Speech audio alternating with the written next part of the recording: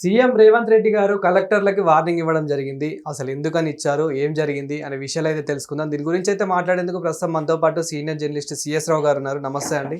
నమస్తే.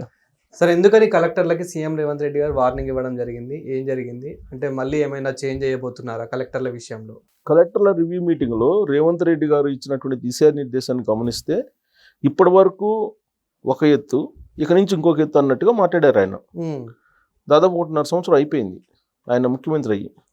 ఇప్పటి వరకు ఆయన పరిపాలనని చేసుకుంటూ వచ్చారు. ఫస్ట్ 6 monthsలో గాడిలో పడ్డా, ఆ తర్వాత గాడిలో పెట్టుకుంటూ వచ్చారు. అయినప్పటికీ కూడా బీఆర్ఎస్ పార్టీ నుంచి రకరకాల ఆరోపణలు వస్తున్నాయి. రేషన్ కార్డులు ఇస్తే రేషన్ కార్డులు ఇవ్వలేదంటారు, రైతు రుణమాఫీ చేస్తే రుణమాఫీ చేయలేదని చెప్తున్నారు, అలాగే ప్యాడీ కొంటే కొనలేదంటున్నారు. ఇప్పుడు తాజాగా యూరియా కొరత లేకుండానే ఉందని చెబుతున్నారు. అందుకే అధికార యంత్రాంగాన్ని ముందుండి నడిపించేటువంటి ప్రయత్నం చేస్తున్నారు. ఎందుకు? బీఆర్ఎస్ పార్టీ వాళ్ళకి కౌంటర్ కాంగ్రెస్ పార్టీ వాళ్ళు ఇచ్చినప్పటికీ ఇదేదో పొలిటికల్ గేము అని చెప్పి అనుకుంటారని ముందు అధికార యంత్రాంగాన్ని ముందు పెట్టి అధికార యంత్రాంగంతో వాస్తవాలు ఏంటి అని చెప్పి చెప్పించేటువంటి ప్రయత్నంలో భాగంగా ఆయన ఒక దిశానిర్దేశం చేసినట్టు అనిపిస్తుంది. ఇది ఒక అంశం. 2, లోకల్ బాడీ ఎలక్షన్స్ రాబోయేటువంటి రోజుల్లో. ఈ లోకల్ బాడీ ఎలక్షన్స్ లోపల ప్రచారంలో పైచేయిగా నిలవకపోతే కాంగ్రెస్ పార్టీ పరిస్థితి ఏంటి అనేది రేవంత్ రెడ్డి గారికి బాగా తెలుసు, అందరికన్నా కూడా. అందుకే ఈ నెల 24వ తారీఖున ఢిల్లీ వెళ్తున్నారు. ఢిల్లీ వెళ్ళి ఏఐసిసి అధ్యక్షుడు ఖర్గే రాహుల్ గాంధీతో భేటీ కాబోతున్నారు. ఇప్పటి వరకు ఆయనకు కూడా ఒక సందేహం ఉంది అని చెప్పి ఆయన సన్నిహితులు చెప్తూ ఉంటారు. ప్రైవేట్ సంభాషణలో ఏం చెప్తూ ఉంటారంటే ముఖ్యమంత్రిని మార్చేటువంటి అవకాశం ఉందనేది ఒక గాసిప్ బాగా ప్రచారం అయింది ఈ మధ్యకాలంలో. సోషల్ మీడియాలో ఇంకా ఎక్కువగా ప్రచారం చేశారు బీఆర్ఎస్ పార్టీ వాళ్ళు, ప్రత్యేకించి కల్లగొండ ఫ్యామిలీ.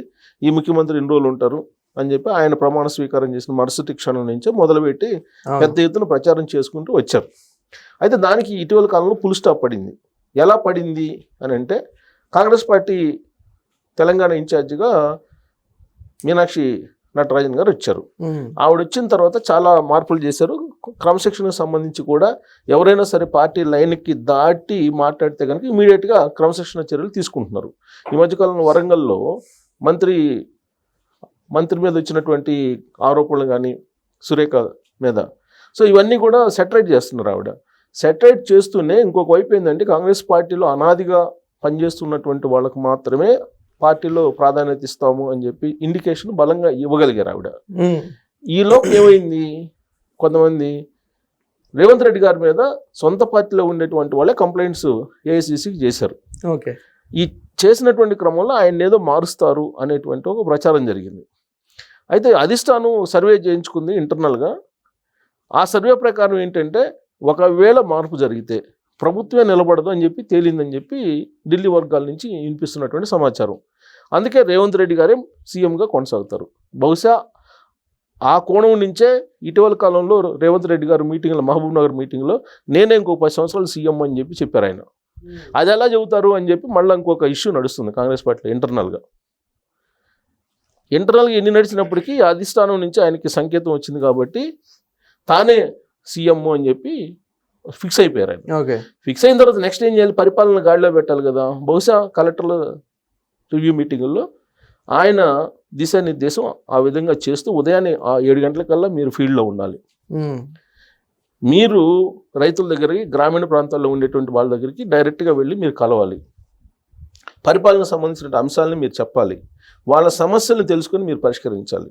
అంతే తప్ప ఛాంబర్లో కూర్చుంటే కుదరదు అని చెప్పి చాలా క్లియర్గా చెప్పడంతో పాటు, ఒకవేళ సమస్య లేదని చెప్తే ఇమీడియట్ పరిష్కారం కోసం ఒక ఆర్థికపరమైనటువంటి సహాయం కావాలి కాబట్టి 1 కోటి రూపాయలు ప్రతి కలెక్టర్కి పర్సనల్గా ఆయన కేటాయించారు.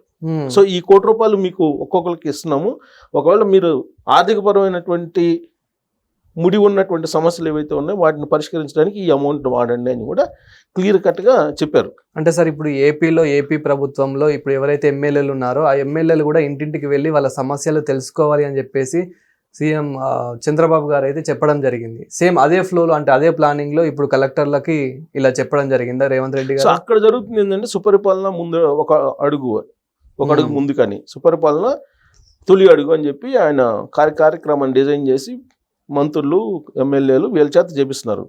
సో అది ఒక రకంగా చెప్పాలంటే ప్రభుత్వ కార్యక్రమం, at the same time party కార్యక్రమం కూడా. కానీ అక్కడ అధికారులు ఇన్వాల్వ్ కావట్లా, కానీ ఇక్కడ అధికారులు ఇన్వాల్వ్ అవుతున్నారు. ఇప్పుడు కాంగ్రెస్ పార్టీకి వచ్చింది ఏంటి, ఎమ్మెల్యేలు మినిస్టర్లు కలిసి రావట్లా. ఇప్పుడు రేవంత్ రెడ్డి గారు చెప్తే మినిస్టర్లు అందరూ వినేటువంటి పరిస్థితి లేదు కదా.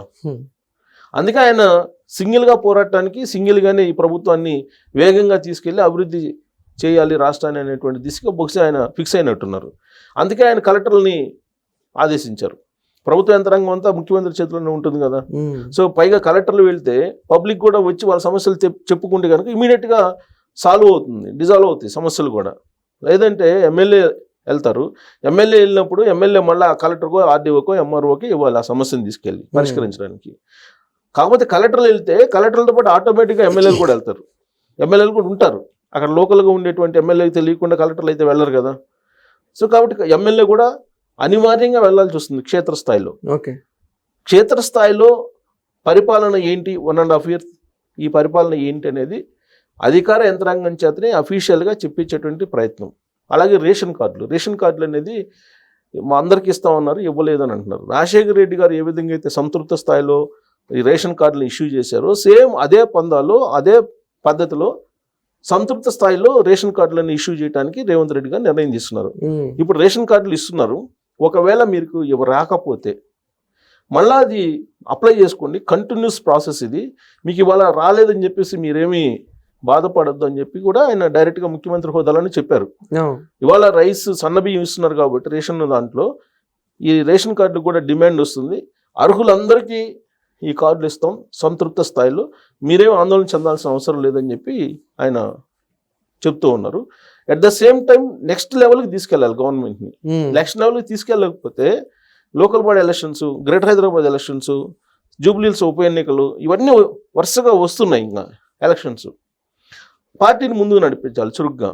లేదంటే మళ్ళీ రేపు ఎలక్షన్స్లో కనుక ఇక్కడ ఉప ఎన్నికల్లో కానీ, లేదా గ్రేటర్ హైదరాబాద్ ఎన్నికల్లో కానీ, లేదా లోకల్ బాడీ ఎన్నికల్లో కానీ వెనకబడితే బీఆర్ఎస్ పార్టీ మరింత దాన్ని రాబోయే రోజుల్లో క్యాష్ చేసుకునే అవకాశం ఉంది, అనుకూలంగా మార్చుకునేటువంటి అవకాశం ఉంది.